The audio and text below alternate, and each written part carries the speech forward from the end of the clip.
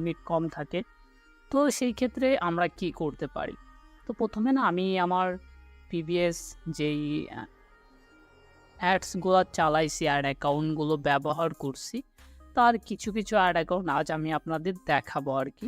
তো তার আগে একটু রিলোড করে অ্যাড অ্যাকাউন্টগুলো দেখাই এবং দেখানোর সাথে আপনাদের এই অ্যাড অ্যাকাউন্ট কেন ব্যবহার করবেন, ম্যাক্সিমাম 95% প্রবলেম কীভাবে সলভ করবেন সেটা নিয়েও আমি কথা বলব। তো বেসিক্যালি আমরা ইউজ করে থাকি পার্সোনাল অ্যাড ম্যানেজার। এটা দেখতে পারছেন, এগুলো হচ্ছে কোম্পানি অ্যাড অ্যাকাউন্ট বলে। বেসিক্যালি বাংলাদেশে সবাই আসলে এজেন্সি অ্যাড অ্যাকাউন্ট, কেউ অথরাইজ অ্যাড অ্যাকাউন্ট বলেই পরিচিত। এখন আমি যে অথরাইজ অ্যাড অ্যাকাউন্টগুলো দেখাচ্ছি, এটা ইউনাইটেড স্টেটেরই একটা কোম্পানি অ্যাকাউন্ট, সেটা আমি আমার এজেন্সির মাধ্যমে প্রোভাইড করে থাকি। এখানে এআই টার্গেটেড দেখতে পারতেছেন এবং আমি রিলোড করে আবার দেখিয়ে দিই। এগুলো এআই টার্গেটের, বেসিক্যালি আমি এইগুলো প্রোভাইড করতেছি। এই অ্যাড অ্যাকাউন্টের একটা সুবিধা হচ্ছে এটা আপনি আনলিমিটেড ডেইলি স্পেন্ড করতে পারবেন, আনলিমিটেড, এখানে কোনো লিমিট থাকবে না।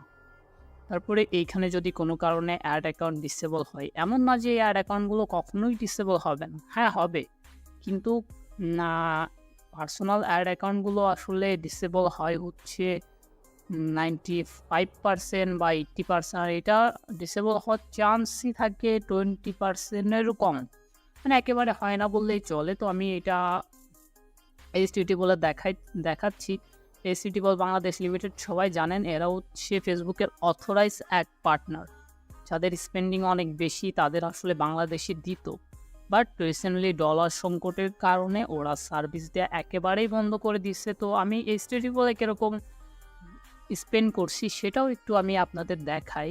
তবে এটা অ্যাড অ্যাকাউন্ট কিছু ডিসেবল থাকবে, কারণ আমি ওদের সাথে এখন কাজ করতেছি না, এটা হচ্ছে কারণ। এই জন্যই আমার অ্যাড অ্যাকাউন্টগুলো ক্লোজ করে দিয়েছে। আমি মেজর কিছু অ্যাড অ্যাকাউন্ট দেখাই।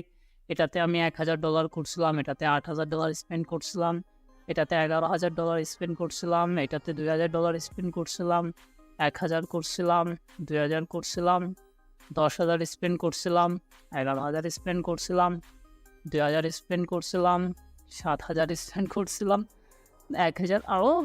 আরও অ্যাড অ্যাকাউন্ট আছে যেগুলো আসলে আমি ক্লায়েন্টের দিছি। আসলে ক্লায়েন্টের দেওয়া অ্যাড অ্যাকাউন্টগুলো আসলে আমি এভাবে পাবলিকলি শো করাচ্ছি না।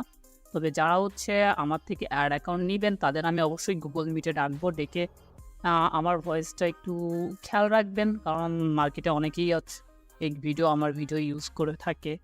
তো আমার সাথে অবশ্যই গুগল মিটে কথা বলবেন, সেই ক্ষেত্রে অ্যাড অ্যাকাউন্টগুলো দেখে নেবেন গুগল মিটে লাইভ যায়। তো এই এজেন্সি অ্যাড অ্যাকাউন্টের ডলারের প্রাইস কেমন? বেসিক্যালি এইচটিটি বাংলাদেশের 15% ভ্যাট নিত, যেটা হচ্ছে গভর্নমেন্ট ট্যাক্স, প্লাস ডলার রেটটা নিত যখন এইচটিটি বন্ধ হয়ে গেছে। এখন আপনি 128 টাকা করে আমার থেকে আপনি ডলার নিতে পারবেন। যারা হচ্ছে এইখানে কথা আছে, যারা হচ্ছে $10,000 মান্থলি স্পেন্ডিং তাদেরই আমি 128 করে দিব, আর যাদের স্পেন্ডিং একটু কম তাদের আমি 130 টাকা 31 টাকা করে ডলারটা দিতে পারবো।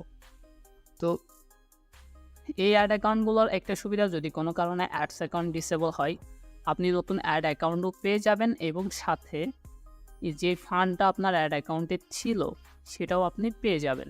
এই অ্যাড অ্যাকাউন্টগুলোর অনেক সুবিধা আছে, যদি আমি বলতে চাই ভিডিওটা অনেক বড় হয়ে যাবে। যাদের এজেন্সি অ্যাড অ্যাকাউন্ট নিয়ে আমি একটা বড় রকমের ভিডিও বানাবো। তো এখন আমি বলতে পারি যে অ্যাড অ্যাকাউন্ট রেস্ট্রিকশনের প্রবলেমগুলো ছিল, ডিসেবলের প্রবলেমটা ছিল, সেটা আমি এই এজেন্সি অ্যাড অ্যাকাউন্টেরই একটা সলিউশন আমি দেখতে পারতেছি, কারণ আমি দেখেছি আমার বাইরের ম্যাক্সিমাম ক্লায়েন্টই আমি হ্যান্ডেল করতাম, আর এখন বাংলাদেশেরও করতেছি।